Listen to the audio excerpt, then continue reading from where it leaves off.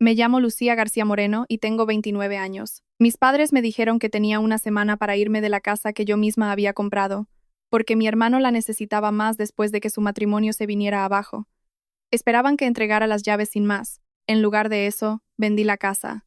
He vivido a la sombra de mi hermano, Javier, desde que tengo uso de razón. Javier tiene ahora 32 años, y desde que ese engreído aprendió a hablar, yo me volví invisible en mi propia casa. Imagínatelo. Yo, con 6 años, intentando enseñarle a mi padre un dibujo increíble que había hecho de nuestra familia, Javier, con 8 años y ya un maestro de la manipulación, entra con un boletín de notas mediocre, y de repente, mi existencia se desvanece. Mis padres actuaron como si acabara de descubrir la cura para el cáncer. Mientras tanto, yo me quedaba allí pensando, «Hola, ¿os acordáis de mí, vuestra otra hija?» El favoritismo ni siquiera era sutil. Recuerdo una vez cuando tenía unos 10 años. Gané el campeonato regional de judo en mi categoría de peso. Había entrenado durante meses, derrotando a niños mucho más grandes que yo, y traje a casa un trofeo enorme que apenas cabía por la puerta. ¿Sabes lo que dijo mi padre?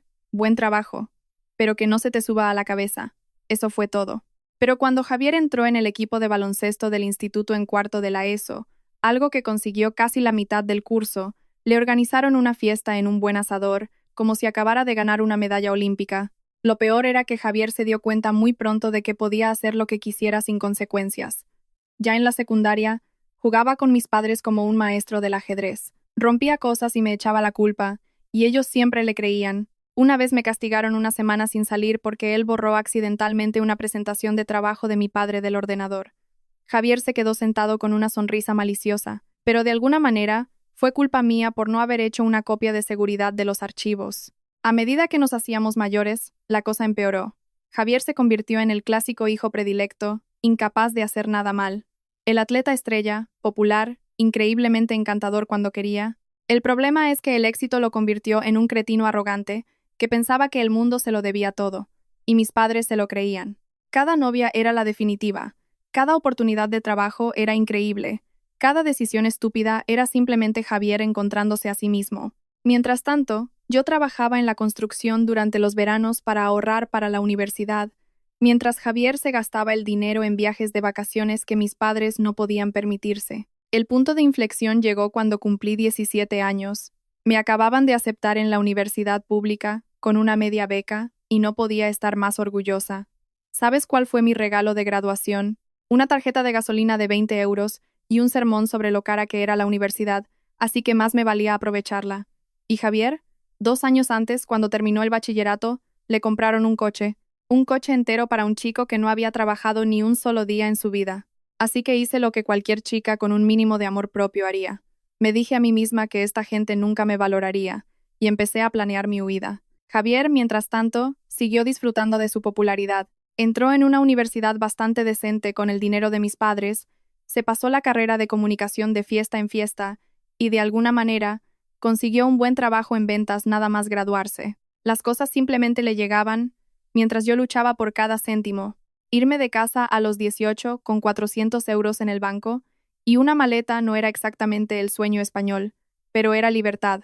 Encontré un estudio cerca de la universidad que olía a tabaco rancio y tristeza. El alquiler era de 450 euros al mes, lo que me dejaba unos 60 euros para comida después de pagar la matrícula. Mis años universitarios fueron un borrón de fideos instantáneos, bebidas energéticas y cualquier trabajo que pudiera encontrar. Fui camarera en un bar de deportes, trabajé en jardinería los fines de semana y en verano acepté trabajos en la construcción que me dejaban las manos llenas de callos y la espalda dolorida. Mis padres se limitaban a un mensaje de feliz cumpleaños y feliz Navidad. Nada más. Toda su energía se centraba en asegurarse de que Javier tuviera todo lo que necesitaba: un portátil nuevo para la universidad, dinero para prácticas en ciudades caras, contactos a través de los amigos del trabajo de mi padre.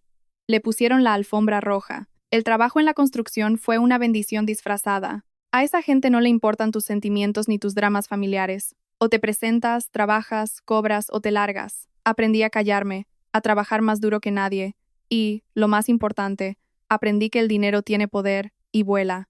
Después de 4 años de trabajo agotador, me gradué en Administración y Dirección de Empresas con especialización en finanzas y conseguí un puesto en un banco regional especializado en préstamos comerciales. No era glamuroso, pero era un trabajo de 45.000 euros al año con beneficios y oportunidades de ascenso.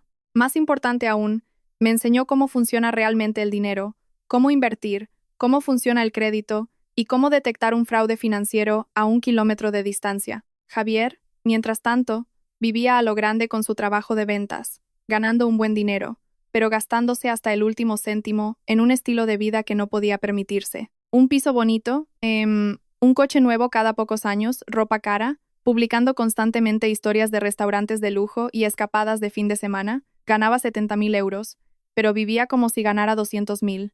Yo, por otro lado, vivía como una monja. Conduje mi viejo coche hasta que las ruedas casi se cayeron, compraba todo de marca blanca y destinaba cada euro extra a inversiones y ahorros. Mis compañeros de trabajo pensaban que estaba loca. Me decían que viviera un poco, pero no lo entendían. No se trataba solo de tener dinero, se trataba de no volver a depender de nadie nunca más. Y entonces, hace 2 años, encontré mi casa. 3 dormitorios, un pequeño jardín, una cocina reformada, en un barrio tranquilo que se sentía como un santuario. La hipoteca mensual era menos de lo que la mayoría de la gente pagaba de alquiler, y cada pago que hacía aumentaba mi patrimonio. El día que me dieron las llaves, me quedé en el salón vacío, contemplando los suelos de madera y los grandes ventanales, y sentí algo que nunca antes había sentido: seguridad. Llamé a mis padres para darles la buena noticia, pensando que tal vez, solo tal vez, esta vez reconocerían que había hecho algo digno de celebración. «Qué bien, cariño», dijo mi madre, apenas levantando la vista de su teléfono mientras le enseñaba las fotos. La reacción de mi padre fue peor. «Espero que puedas permitírtelo. Una casa es mucho gasto. Ni una felicitación, ni un estamos orgullosos de ti. Solo duda, como si yo fuera una niña jugando a ser adulta». Pero vi algo más en sus ojos ese día, algo que debería haber sido una señal de advertencia: envidia. Y yo estaba demasiado feliz para darme cuenta de lo que significaba. Durante los siguientes 2 años después de comprar la casa, mi vida se asentó en una rutina tranquila y estable. Tenía rituales que se sentían como la libertad misma. Me despertaba en mi cama, hacía café en mi cocina, pagaba mis facturas a tiempo, construí una vida que no necesitaba la aprobación de nadie. Incluso intenté, tontamente, reconstruir la relación con mi familia. Cada pocos meses, invitaba a mis padres a cenar o les llevaba comida. Nunca daban las gracias, pero siempre aparecían cuando había comida gratis. Javier y Sofía también venían de vez en cuando, aunque Javier siempre parecía incómodo en mi casa, como si le molestara que su hermana pequeña tuviera un ancla en el mundo que no dependía de él. Debería haber visto las señales, pero siempre he sido optimista, o quizás masoquista. Javier conoció a Sofía cuando yo tenía 25 años. Era guapa, inteligente y de buena familia, pero no actuaba como tal. Era enfermera, turnos largos, el pelo recogido en un moño desordenado y poca paciencia para las tonterías. Mis padres actuaron como si a Javier le hubiera tocado la lotería. Por fin, Javier sienta la cabeza con una buena chica, decían, como si fuera un príncipe eligiendo esposa en lugar de un hombre adulto que apenas sabía poner una lavadora. La fiesta de compromiso costó 15.000 euros, que mis padres de alguna manera consiguieron. La boda fue aún más extravagante. Una boda en las Islas Canarias, con barra libre y todo el tinglado. Me invitaron, por supuesto, pero como un extra. No fui dama de honor, no tuve ningún papel especial, simplemente Lucía también estará allí, como si fuera una invitada en mi propia familia. Fui, sonreí para las fotos, y vi a mis padres radiantes de orgullo mientras su hijo de oro se casaba con la esposa perfecta. Sofía era genuinamente genial, con los pies en la tierra y trabajadora. No toleraba las tonterías de Javier cuando se ponía demasiado arrogante. Durante unos años, pareció que el matrimonio podría hacerle madurar un poco. Compraron una casa, hablaron de tener hijos y, en apariencia, parecían felices. Lo que yo no sabía, lo que ninguno de nosotros sabía, porque Javier era un maestro en ocultar la podredumbre bajo una capa de barniz, era que había convertido su privilegio en un arma. Sofía ganaba un buen dinero como enfermera. En lugar de utilizar ambos ingresos para construir patrimonio, Javier lo vio como una licencia para gastar aún más. Una casa más grande, coches más lujosos, vacaciones caras pagadas con tarjetas de crédito. Nunca entendió la diferencia entre parecer exitoso y serlo. Los problemas comenzaron a surgir alrededor del 3.er año. Sus números de ventas cayeron porque se volvió complaciente. En lugar de trabajar más duro, culpó a otros, a su jefe, a la economía, a la mala calidad de los clientes potenciales, a cualquier excusa que le conviniera. De la noche a la mañana, sus ingresos disminuyeron pero sus gastos no. Mientras tanto, yo ascendía rápidamente en el banco. Me ascendieron a oficial de crédito senior, luego a subdirectora de sucursal. Aprendí a leer balances financieros como si fueran cuentos de hadas. Aprendí cómo la gente arruinaba sus vidas con deudas mientras sonreía en Instagram. Aprendí a qué huele la desesperación cuando alguien intenta estafarte. Javier vivía como si ganara 200.000 euros, cuando en realidad ganaba una fracción de eso. Y entonces, el otoño pasado, la bomba explotó. Fue un jueves por la noche. Estaba en casa revisando solicitudes de préstamos, viendo Netflix a medias, cuando mi teléfono empezó a vibrar sin parar. Una avalancha de mensajes de Javier, cada uno más urgente que el anterior. Lucía, necesito hablar contigo. ¿Puedo ir? Es importante. De verdad. Ya estoy de camino. Por favor, quédate en casa. 20 minutos después, estaba aporreando mi puerta como si la policía lo persiguiera. Cuando abrí, parecía que le había atropellado un camión. Sin afeitar, los ojos inyectados en sangre, todavía con la ropa con la que probablemente había dormido. Este no era el Javier arrogante y encantador con el que crecí. Era un hombre roto. ¿Qué diablos te ha pasado?, le pregunté, dejándole entrar. Se derrumbó en mi sofá y se quedó mirando al suelo durante un minuto entero, como si no pudiera encontrar las palabras. Cuando finalmente levantó la vista, vi que había estado llorando. Sofía me ha dejado, dijo. Parpadeé. ¿Qué? ¿Por qué? El mes pasado estabais bien, y entonces toda la historia salió a borbotones, y me dio un vuelco el estómago. Javier había estado engañando a Sofía durante casi un año, no con una mujer, sino con varias, incluidas 2 compañeras de Sofía del hospital. Usaba aplicaciones de citas, conocía a mujeres en bares, trataba su matrimonio como un hobby, no como un compromiso. ¿Cómo se enteró?, pregunté, aunque una parte de mí ya sabía que se lo tenía merecido. Encontró los mensajes, susurró. Todos. Fotos, vídeos, todo. Se llevó la cabeza a las manos. Lucía, me lo va a quitar todo. La casa, continuó. El coche, la mitad de mi plan de pensiones. Su abogado habla de una pensión compensatoria porque yo ganaba más. Estoy acabado. Cuanto más hablaba, peores eran los detalles. Sofía había contratado a un abogado de divorcios de los buenos. Tenían pruebas de las infidelidades de Javier, pruebas de que había gastado bienes gananciales en sus amantes, recibos de cada regalo caro, cada habitación de hotel, cada cargo en la tarjeta de crédito. ¿Cuánto dinero es?, pregunté. En total, dijo, con la voz temblorosa, la casa vale 280.000 euros, y probablemente se la quede ella. Quiere una pensión compensatoria durante 5 años, pensión alimenticia si tuviéramos hijos. ¿Hijos?, repetí. ¿Tenéis hijos? No, dijo rápidamente. Pero lo estábamos intentando.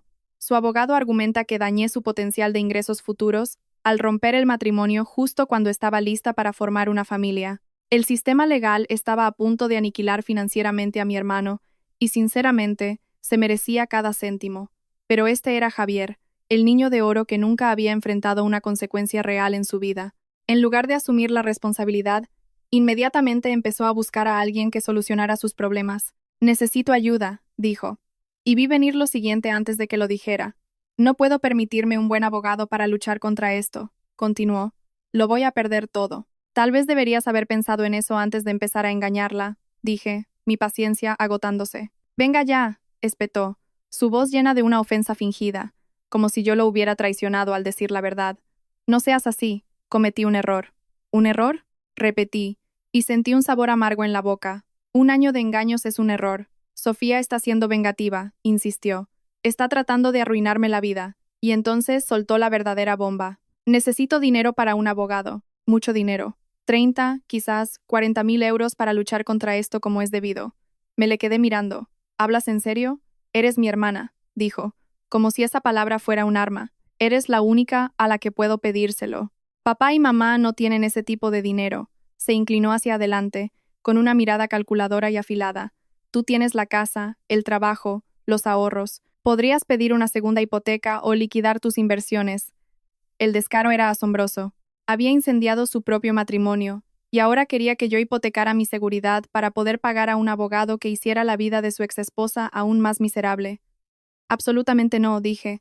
Tú te has metido en esto. Tú sales de ello. Discutimos durante lo que parecieron horas. Suplicó, rogó, prometió devolvérmelo.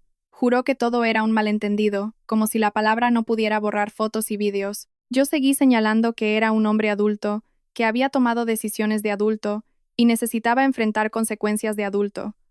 Cuando se dio cuenta de que no iba a ceder, la cara de Javier se crispó. Siempre has estado celosa de mí, dijo. Esta es tu oportunidad de verme fracasar. Estás disfrutando de esto. No estoy celosa de ti, dije en voz baja. Siento pena por ti, pero no voy a arruinarme para arreglar tus errores. Se fue esa noche con un aire de derrota, pero vi algo más en sus ojos mientras salía por la puerta. Rabia, como si mi negativa fuera un ataque, como si le debiera la salvación. Pensé que ese sería el final, que se enfrentaría a su divorcio, aprendería una dura lección y tal vez maduraría, pero los niños de oro nunca aprenden, y mis padres estaban a punto de demostrar que nunca habían dejado de consentir a su precioso primogénito. 3 semanas después, en una mañana de sábado aparentemente normal, toda mi comprensión de la familia se hizo añicos. Acababa de terminar una larga semana de trabajo. Estaba en mi cocina, saboreando mi segundo café, disfrutando del silencio de tener mi propio espacio, sin compañeros de piso, sin caos, solo el sol entrando por las grandes ventanas que yo había elegido. Entonces alguien empezó a aporrear la puerta principal, como si la Policía Nacional estuviera ejecutando una orden de registro. Miré por la mirilla y vi a mis padres de pie, con expresiones que me revolvieron el estómago. Mi padre parecía furioso. Mi madre tenía esa mirada de desaprobación que siempre ponía cuando ya había decidido que yo estaba equivocada. Abrí la puerta y pasaron por mi lado sin esperar a ser invitados, directos a mi salón, como si todavía fueran mis dueños. Tenemos que hablar, dijo mi padre, con el mismo tono que usaba para castigarme cuando era adolescente. Siéntate. Buenos días a vosotros también, dije, permaneciendo de pie. Había algo en su energía que activó todas las alarmas de mi cuerpo. Javier nos contó vuestra conversación, dijo mi madre, cruzándose de brazos, sobre cómo te negaste a ayudarle. ¿Te refieres a cuando me negué a hipotecar mi casa para pagar su abogado de divorcios? Dije con calma. Sí, eso pasó. Mi padre se acercó, con la mandíbula apretada. Tu hermano está en problemas, Lucía, problemas de verdad, y la familia se ayuda. Javier está en problemas porque engañó a su esposa con varias mujeres durante un año, repliqué. Eso se llama consecuencias. No me hables en ese tono, espetó. Javier cometió un error. Sofía está tratando de destruirlo. Quiere quitarle todo por lo que ha trabajado. La hipocresía era asfixiante. Javier había demolido su propio matrimonio, pero de alguna manera Sofía era la villana por no aceptarlo en silencio. ¿Qué queréis de mí?, pregunté, aunque un mal presentimiento se apoderaba de mí. Mi padre se enderezó y me miró directamente a los ojos. Hemos estado pensando en tu situación. ¿Mi situación? Ya sabes, 29 años, soltera, viviendo sola en una casa de 3 dormitorios. Es mucho espacio para una persona. Sentí un escalofrío, y Javier necesita un lugar donde quedarse mientras se recupera, continuó mi madre. Esta casa sería perfecta para él. 3 dormitorios, un barrio tranquilo, buena ubicación. Podría alquilar las otras habitaciones para cubrir los gastos. ¿Me estáis sugiriendo que Javier se mude conmigo? No estamos sugiriendo nada, dijo mi padre. Te estamos diciendo lo que va a pasar. Javier se va a mudar. Vas a ayudar a tu hermano en este momento difícil. Me eché a reír. El sonido se me escapó antes de que pudiera detenerlo. Estáis locos si pensáis que voy a dejar que Javier se mude a mi casa. Esto no es una negociación, dijo mi madre bruscamente. Esto es lo que las familias hacen unas por otras. Era ridículo. Y entonces mi padre soltó la verdadera bomba. Dio un paso atrás, se cruzó de brazos y dijo, en realidad, lo hemos estado pensando mal. La mirada en sus ojos me heló la sangre. Javier no necesita mudarse contigo, continuó. Necesita su propio espacio, un nuevo comienzo. Podría buscar un apartamento. No puede permitírselo, replicó mi padre, pero puede permitirse esta casa. El silencio en la habitación fue absoluto. ¿Qué acabas de decir? Bueno, esta casa es demasiado para ti de todos modos, dijo mi madre con calma, como si ofreciera un consejo útil. Las mensualidades, el mantenimiento, la responsabilidad. No estás realmente preparada para ser propietaria. Javier sí. Necesita estabilidad. Este lugar sería perfecto para él. Javier puede tener la casa, dijo mi padre sin rodeos. Puedes volver a casa con nosotros hasta que decidas qué hacer. Es lo correcto. Durante unos segundos, me quedé literalmente sin palabras. Estas 2 personas acababan de entrar en la casa que yo había comprado con mi propio dinero, la casa por la que me había dejado la piel, y me estaban diciendo que se la entregara a mi hermano infiel e irresponsable. ¿Habéis perdido la cabeza?, logré decir finalmente. Cuida tu lenguaje, espetó mi madre. Somos tus padres. Respeto, dije, con la voz temblorosa. ¿Ahora? ¿Quieres hablar de respeto? Acabáis de entrar en mi casa y me habéis exigido que se la entregue a Javier porque no pudo mantener los pantalones puestos. Javier lo necesita más que tú, insistió mi padre. Tiene problemas más grandes, más responsabilidades. Eres joven, puedes empezar de nuevo. Él no, es 3 años mayor que yo. Está pasando por un divorcio. Lo ha perdido todo. Lo perdió todo porque él mismo lo tiró a la basura. Pero en su lógica retorcida, eso significaba que yo debía sacrificar todo lo que había construido para arreglar sus errores. Esta es mi casa, dije, con una calma gélida. Yo la compré. Yo pago la hipoteca. No tenéis absolutamente ningún derecho a estar aquí exigiéndome nada. Y nosotros tenemos todo el derecho, replicó mi padre. Somos tu familia. Y a veces la familia significa hacer sacrificios por los que amas. ¿Y dónde estaba esa energía cuando yo tenía 3 trabajos en la universidad? Pregunté. ¿Cuándo comía fideos instantáneos todas las noches? ¿Cuándo conducía un coche sin aire acondicionado mientras a Javier le regalaban uno nuevo? Eso era diferente, dijo mi madre. Necesitabas aprender a ser responsable. Javier está pasando por una crisis. No se trata de lo que es justo, añadió mi padre. Se trata de hacer lo correcto. Y entonces lo entendí. Nunca iba a ser justo. Javier siempre sería su prioridad. No importaba lo que hiciera. Yo podía matarme a trabajar, comprar una casa, construir una carrera, y en el momento en que su niño de oro necesitara algo, se esperaba que se lo entregara sin rechistar. Fuera, dije en voz baja. ¿Qué? Fuera de mi casa ahora mismo. El rostro de mi padre se puso morado. Pequeña desagradecida. Después de todo lo que hemos hecho por ti, nombra una sola cosa que hayáis hecho por mí, que no hayáis hecho 10 veces por Javier, le interrumpí. Silencio. Eso pensaba, dije. Ahora fuera, antes de que llame a la policía y os eche por allanamiento. Se fueron, pero no sin que mi padre se girara en la puerta y dijera las palabras que lo sentenciaron todo. Tienes una semana, Lucía, una semana para hacer lo correcto. Después de eso, tomaremos el asunto en nuestras propias manos. Me quedé allí, en mi salón, temblando de rabia, viendo cómo su coche se alejaba por la calle. Una semana. Fue entonces cuando tomé la decisión que lo cambió todo. Si tanto querían mi casa, podían tenerla, pero no como ellos pensaban. Esa noche no dormí. Nada. Me senté en mi sofá hasta que salió el sol, mirando a la pared, repasando cada momento que había llevado a ese ultimátum, cada vez que me habían ignorado, cada sacrificio que había hecho, cada euro que había ganado, mientras Javier se deslizaba por la vida a base de elogios y excusas. Una semana para hacer las maletas, pensaban que entraría en pánico, pensaban que cedería, pensaban que lloraría, y entregaría las llaves en silencio como una buena hija, que finalmente aprendía cuál era su lugar. A las 6 de la mañana, algo dentro de mí hizo clic.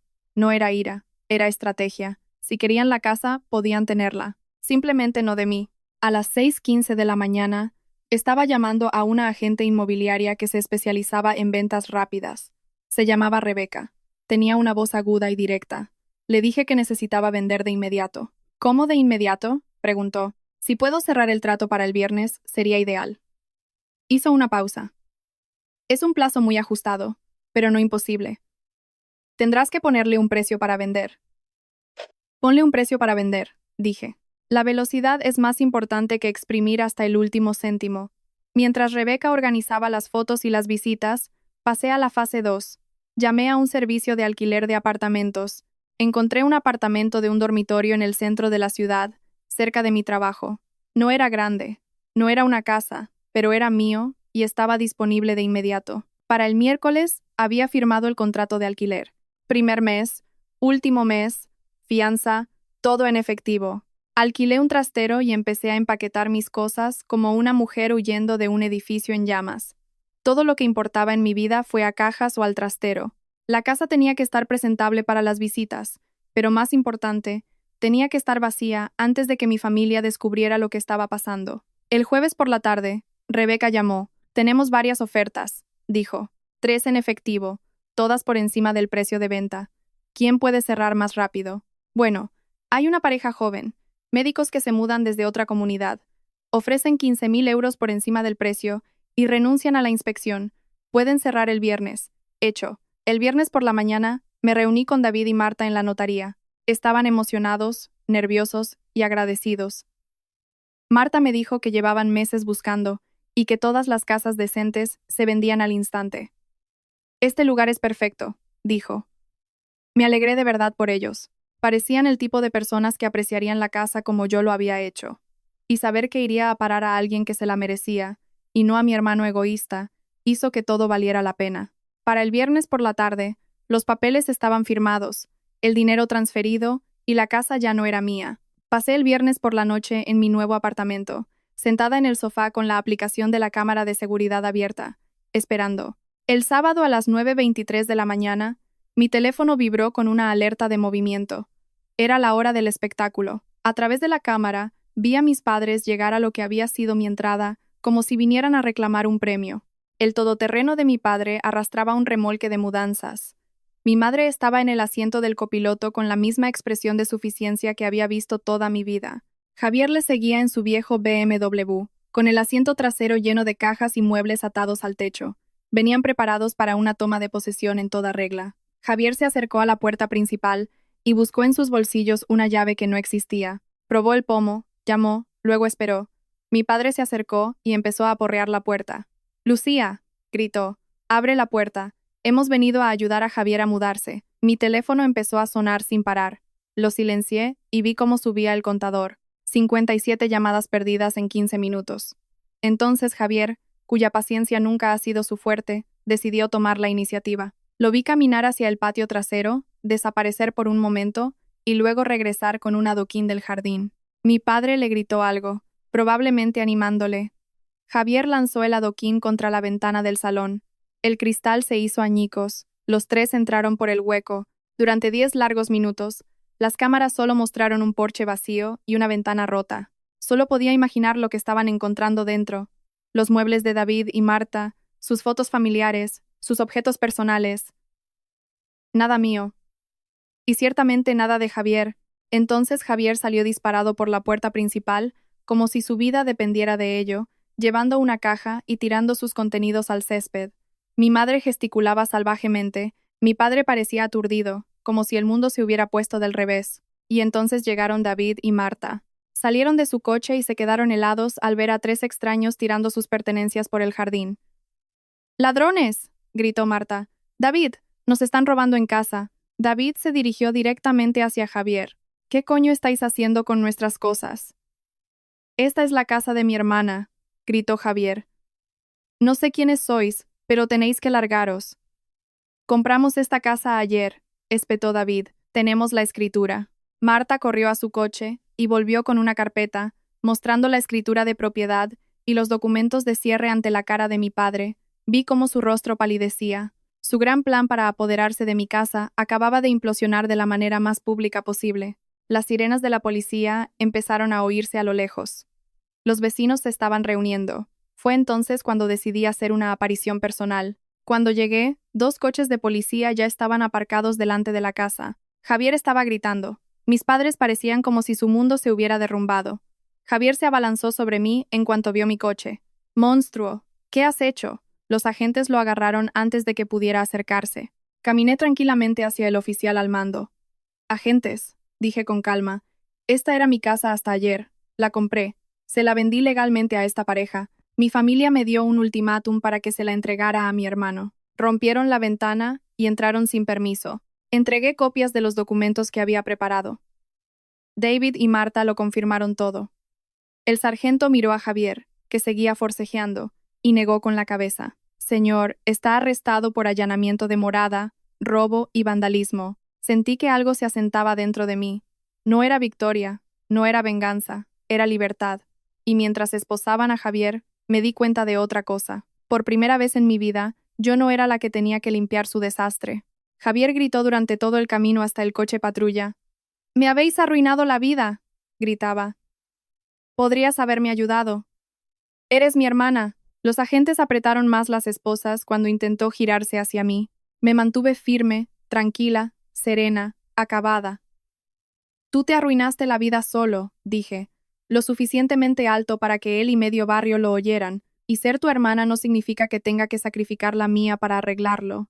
El silencio que siguió fue denso y tenso. Los vecinos estaban en sus jardines. Alguien al otro lado de la calle estaba grabando con su teléfono. Mi madre sollozaba, del tipo de llanto que antes me habría doblegado al instante. Mi padre parecía haber envejecido 10 años en 10 minutos. Mientras metían a Javier en la parte trasera del coche de policía, hizo un último intento. «Estás celosa. Siempre has estado celosa.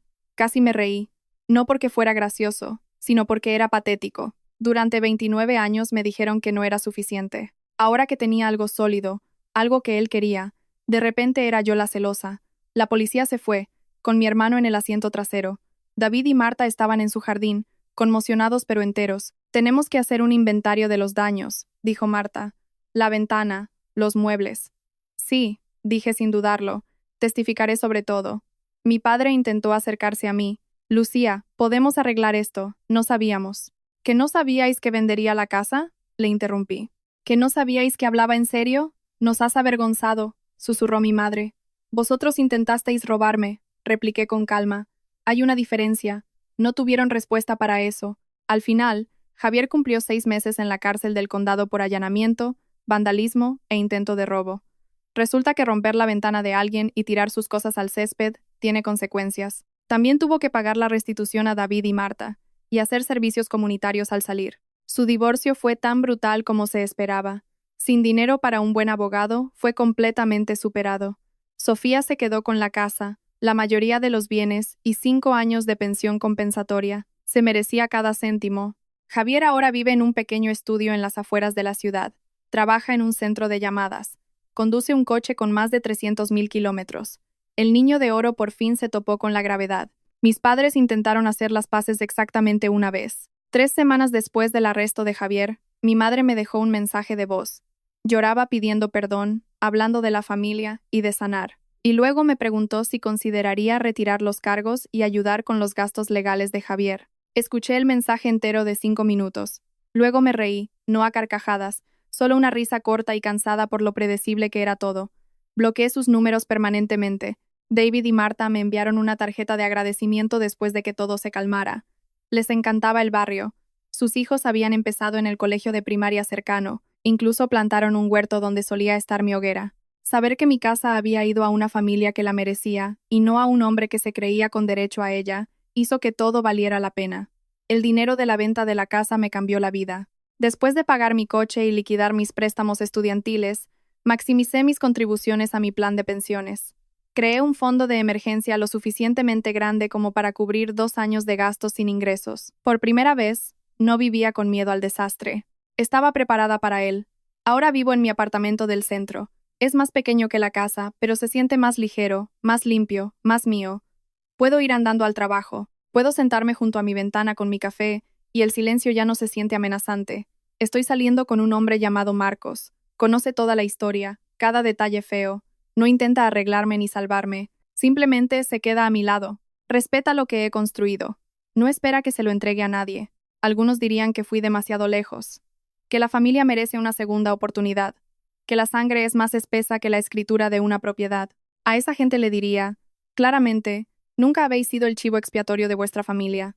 Pasé 29 años escuchando que no era una prioridad. Vi cómo a mi hermano se lo daban todo mientras yo me buscaba la vida. Y en el momento en que él necesitó algo, se esperaba que yo renunciara a lo único que era verdaderamente mío.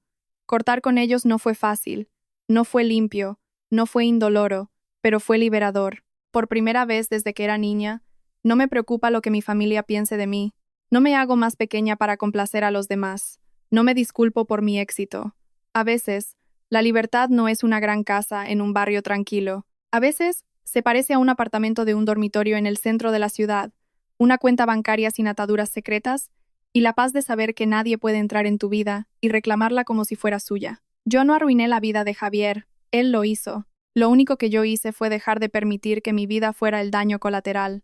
6 meses después del arresto, el silencio de mis padres dejó de sentirse como un castigo y empezó a sentirse como paz. Al principio, todavía revisaba mi teléfono por costumbre, esperando otro mensaje de voz cargado de culpa, otro pariente diciéndome que había ido demasiado lejos, otro intento de atraerme de nuevo a la vieja dinámica, donde yo era el plan de respaldo, pero no llegó nada, o cuando llegó, fue a través de parientes lejanos que querían permanecer neutrales. Neutrales. Esa palabra solía dolerme. Ahora solo suena a cobardía.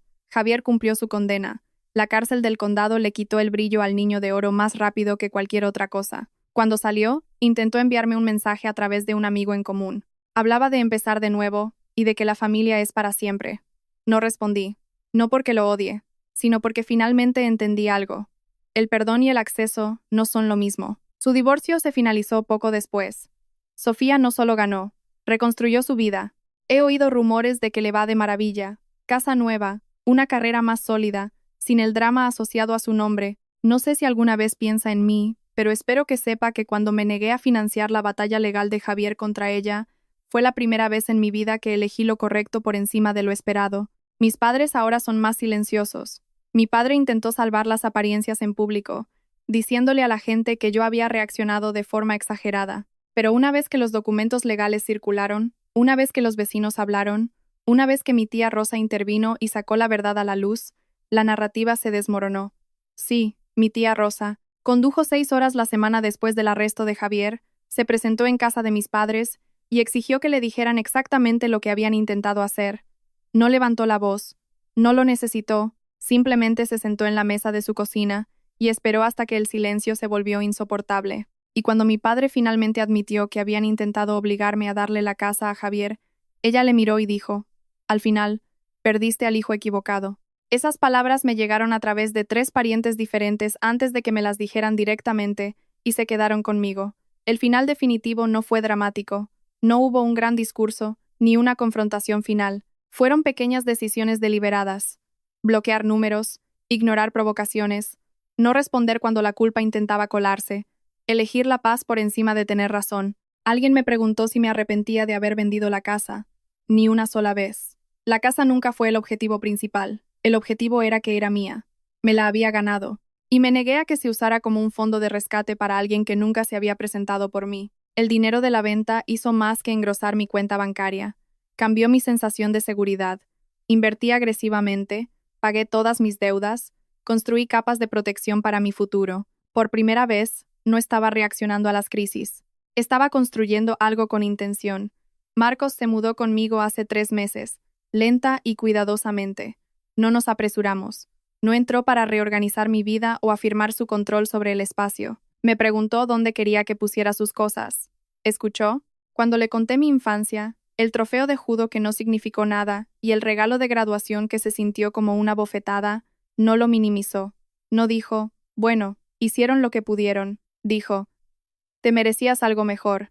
Y esas palabras significaron más para mí que 29 años de cenas familiares obligadas. A veces todavía pienso en esa mañana de sábado, la furgoneta de mudanzas, el adoquín, la ventana rota, la cara de mi padre cuando se dio cuenta de que la casa ya no era suya para tomarla. No recuerdo ese momento con regocijo.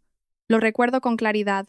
Fue el momento en que la ilusión se rompió. La ilusión de que si trabajaba lo suficiente, si lograba lo suficiente, si demostraba lo suficiente, finalmente me elegirían a mí.